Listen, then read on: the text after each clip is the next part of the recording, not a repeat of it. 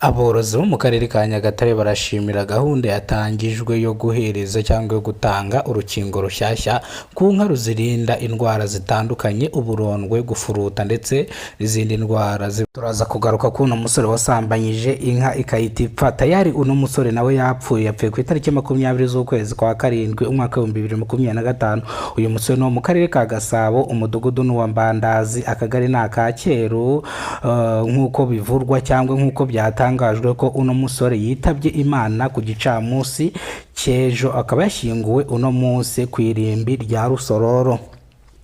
Uyu musore rero akaba yarazize gusambanya inka ikayita ipfa, nawe noneho yapfuye. No kuvuga ngo tugiye kurebera hamwe ibintu bitatu bishobora kwica umuntu yasambanyije inka cyangwa yakoze imibonano mpuzabitsina n'inyamaswa runaka idakingiye, ariko buriya aza kubikora agashyiramo nk'agakondomu, buriya nta ngaruka byari kumugiraho. Rero iyi ni incamake y'amakuru ngiye kubagezaho. Ano makuru nitwurinzwe n'Imana Emmanuel, abanzi ku mazina Kidasamura Movi, munyarwandakazi rero bwa mbere ugeze kuno muyoboro wa YouTube wa Kidasamura TV Rwanda.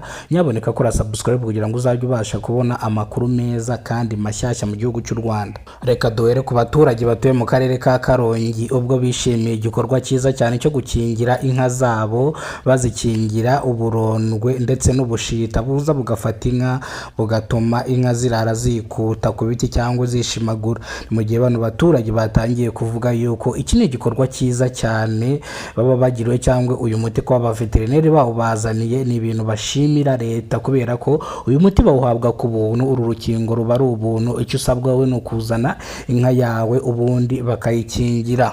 Abaturage rero bishimiye banashimira leta y'u Rwanda ko yakoze cyane kubatekerezaho cyangwa igatekereza ku matungo yabo, nabo barayishimira bivuye inyuma ngo bakoze. Nanone turongera tugaruke mu karere ka Gasabo. Murabyibuka yuko hari umusore wigize gusambanya inka ikayita ipfa. Muri rusange uyu musore nawe yapfuye, yashyinguwe ku itariki 20 z'ukwezi kwa karindwi umwaka 2025. Ni mu gihe uno musore yazize gusambanya inka. Ese iyi nka yamwanduje ikihe cyorezo ku buryo uyu musore yaba yapfuye cyangwa byamugizeho ingaruka? No kuvuga ngo uyu musore ntago yishwe no gusambanya inka, ahubwo uyu musore yishwe n'ibindi bibazo bya hato na hato. Murabizi ko umuntu abyuka yapfuye cyangwa akiyahura muri rusange. Uyu musore rero yiyahuye kubera igisebo yaramaranye nacyo hafi by'umweru 2 byo kuvuga ngo yafashe inka ku ngufu. Uyu musore yaje gufungwa ararekura, ariko yaje gufundwa ararekurwa, ariko igisebo kimugumaho, nibwo yahisemo kwiyahura. Ubu rero nawe akaba yapfuye, akaba yapfanye n'inka yafashe ku ngufu. Sinjye wahera hahera iyo nka yapfuye n'uwo mugabo, kubera ko ibyabaye ni gatebe gatoki. No kuvuga ngo iyo uhisemo nabi uhitamo nabi, wahitamo neza ukaba neza. Bashumba namwe muragira inka. Ibi bintu mwebwe ngiye kwibabwira cyane n'abanyarwanda babyumvireho.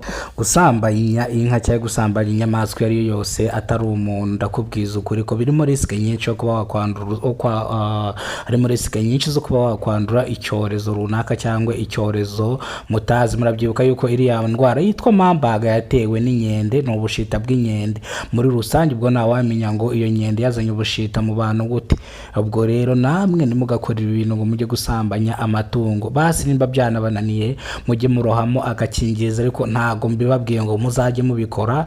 Ariko nimuzajya mwumva byakomeye mujye mushyiramo agakingirizo. Ariko n'ubundi abakobwa barahari, nta mpamvu yo kujya ku nyamaswa mujye mushaka abakobwa. Murabizi ko hano hari abakobwa benshi n'abigurisha baba bahari, aho kugira ngo rero ujye mu icyo gikorwa cyubi cyangwa cyatuma upfa cyangwa cyakugiraho ingaruka cyangwa cyatuma ufungwa. Ibyo bintu wabireka kugira ngo ugumane ubuzima buzira umuze, ntugire ikibazo cyangwa ntuhungabane, kuko iyo wagize igisebo nk'icyo ngicyo ugira ihungabana mu mutwe, bikabasha kuzamura depression, ukaba aribwo wakwiyahura. Kuko uturemangingo two mu bwonko iyo twakiriye igisebo nawe ukabikomeza, no kuvuga ngo tayari ubwonko bwawe buba bwangiritse. Ubwonko buhita butangira kuguhereza ibyo ukora, ugasanga uriyahuye mu buryo butateganyijwe cyangwa mu buryo ki utatekerezaga, bikaza nk'ako kanya, ariko ukaza kubyibuka yuko uri kwiyahura ari uko uri mu mugozi utari bubashe kwikuramo, ugasanga uhise upfa nawe utabishakaga. Ari ukubera iki? ya depression wagize mu mutwe, umubiri wawe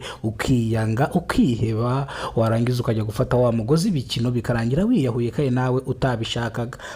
Munyarwandakazi ugerageje kwiyahura nupfe, dufite itegeko riguhana no mu gihugu cyacu cy'u Rwanda ko wowe ubwawe ntabwo wemeye kwiyica, ntabwo wemeye kwiyambura ubuzima. Iyo udapfuye urahanwa, ugafungwa, ugacibwa n'ihazabu y'amafaranga atari makeya, kubera ko kwiyahura ntabwo aricyo kiba ari igisubizo cyangwa ari ikibazo cy'ibibazo ufite.